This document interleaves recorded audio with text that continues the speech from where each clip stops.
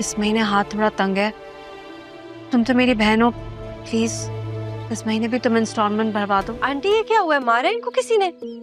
अरे नहीं बेटा, हम क्यों मारेंगे अपनी बहू, और मैं तो इसे अपनी बेटी समझती हूँ। मैं माफी मांगूंगा। My foot. आपने खामखा अफीरा को डांट दिया। वो वॉच मैंने उसको खुद गिफ्ट की थी। मैं अच्छी तरह जानती हूँ तुम्हें भी और अपनी लाडली को भी। और ये अफीरा, इसकी तो फरमाइशें खत्म होने का नाम ही नहीं लेती ना।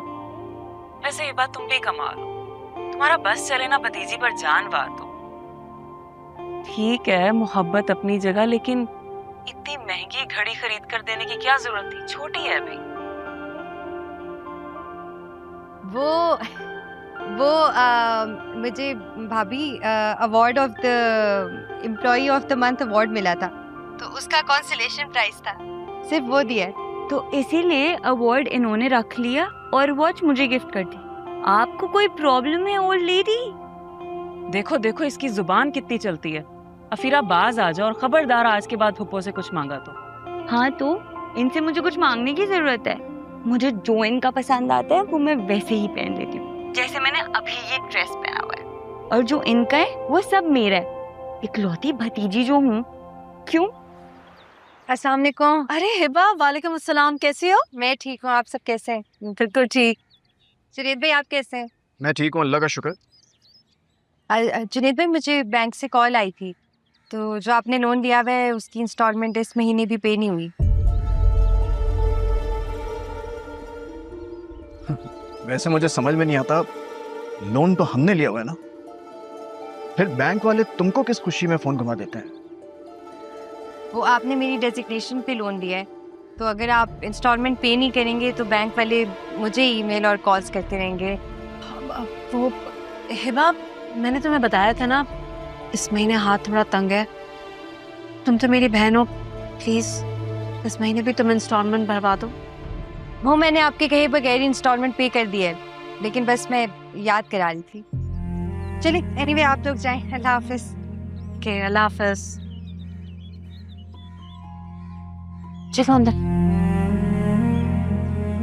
बात सुनो, ये मैं क्या सुन रही हूँ? हिबा ने फिर जुनैद को लोन का जताया है?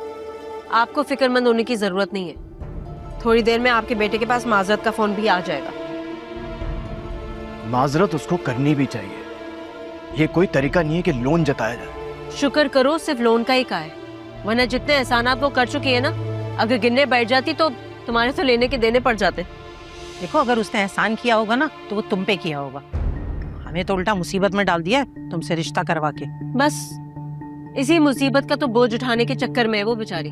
अपनी बकवास बंद करो। लेकिन चची, जुनेद भाई को लोन का एहसान जताने के लिए आपने मुझे कहा था, वरना मैं बात बात पर जताने वाली तो हूँ नहीं। और फिर भी मैंने एहसान जताया नहीं था, सिर्फ याद दिलाया था। अरे बेटा, कम ज़र्फों को कहाँ जिताना पड़ता है। ऐसे लोग तो छोटी सी बात का बतंगड़ बना देते हैं। जुनेद ने भी वही किया।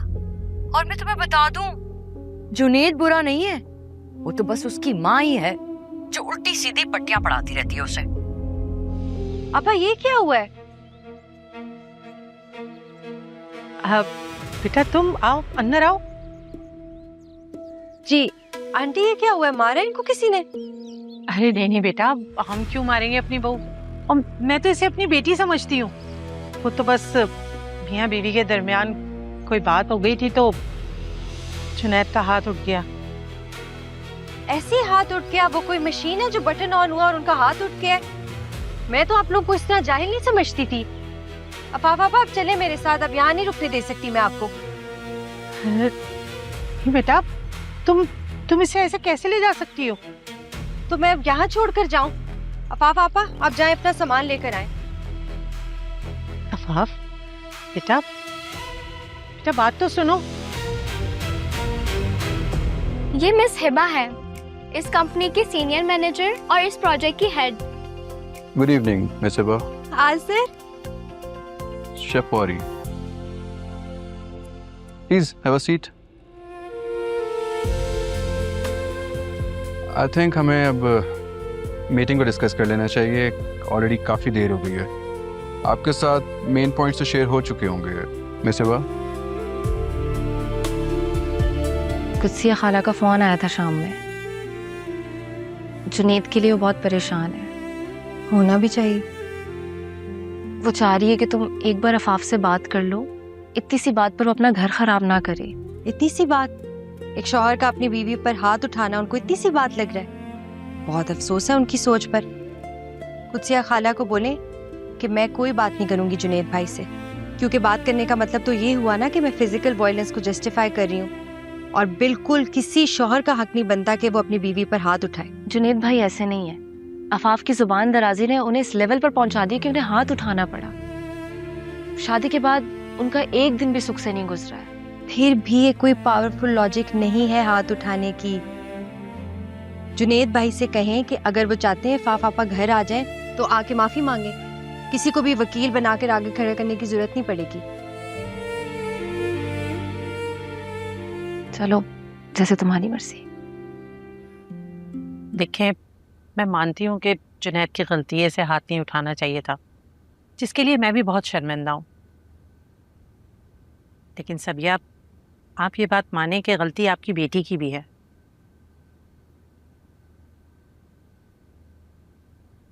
अब ये क्या कह रही हैं आप यहाँ मेरी बेटी को मना के वापस घर ले जाने के लिए आई है, या इसकी गलतियां गिनवाने? भला अपना घर ऐसे छोड़ के कौन जाता है? इसने तो हिबा का हाथ पकड़ा और घर से निकल गई। अब आप खुद बताइए, हिबा का ना अभी घर बसा है, ना उसके बच्चे हैं, वो घर उजड़ने की तकलीफ कैसे समझ सकती है? जी बिल्कुल ठीक कह रही हैं आप, लेकिन हिबा के पास ऐसा दिल जरूर है जो किसी औरत की तजलील होते देखकर दर्द महसूस करता है। तुम साथ चल रही हो या हम जाएं?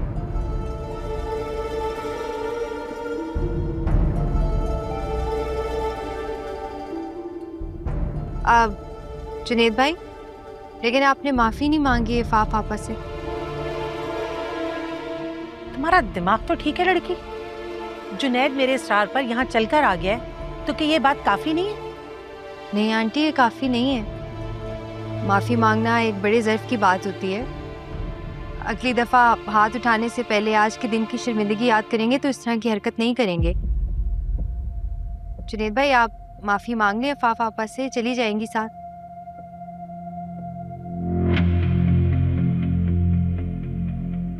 अच्छा,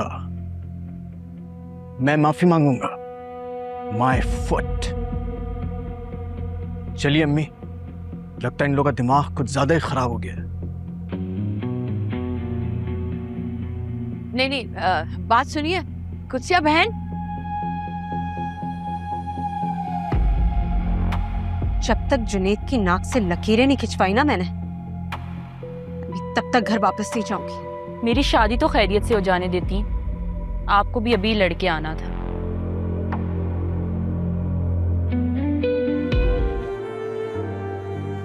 पहले से ज्यादा खूबसूरत हो गई हो तुम। और तुम बहुत मिस्टीरियस हो गए हो, बहुत बदले हुए। मुझे लग ही नहीं रहा ये वो आजिर है जो मेरा दोस्त था। ये तो कोई और है जो इतना नाप तोल के बोलता है, जिसने अपने इर्द गिर्द अजनबियत की दीवारें खड़ी कर ली हैं। मैं तुम्हारी दोस्त थी, मुझे तो बता के जाते। तुम्हें बता के जाता है तो तुम मुझे रोक लेती, और तुम्हें मैं इनकार ना कर पाता।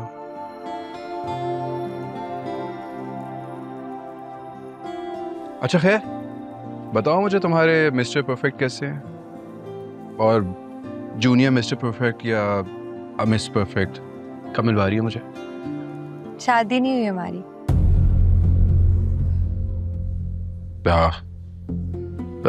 I'm sorry। तो तुम दोनों के दरमियान सब कुछ ठीक है ना? हाँ, सब ठीक है, कोई प्रॉब्लम नहीं है। फिर ये कि उससे वापस आने का मौका नहीं मिला पाकिस्तान।